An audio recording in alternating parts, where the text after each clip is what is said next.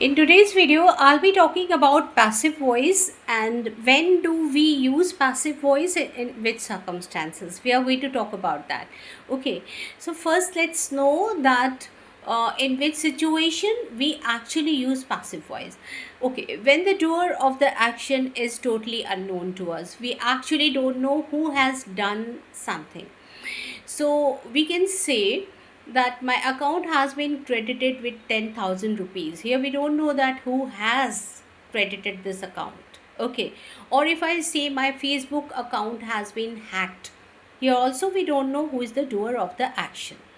Sometimes it happens that we know that who has done the action. We understood very well who is the doer of the action, but we don't want to mention their name because it's very much understood by us. If I say the culprit has been arrested or the culprit was arrested, okay, so here we know that very naturally it's been arrested by the culprit has been arrested by the police itself.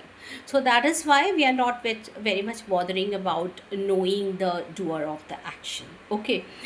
Or if I say the student was punished, here also we know that student was punished by the teacher and is very much understood by us. So that is why sometimes we understood very well that who has done the action and we don't want to mention their name.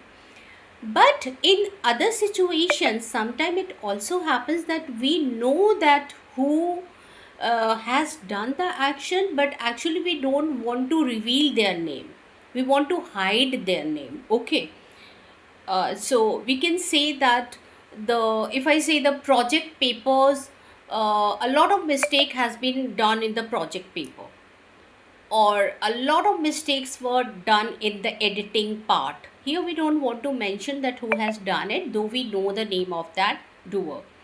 Or we can say, in other example, if I take, she has been abused in her own house. We also know that who has done it, but actually we don't want to reveal the name of the person. Sometimes it happens that we actually don't give much emphasis in knowing the doer of the action. The work is done, that is okay for us.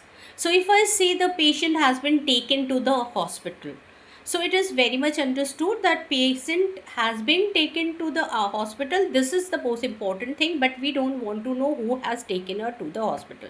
Or we can say the payment has been made. Suppose that it's very essential to make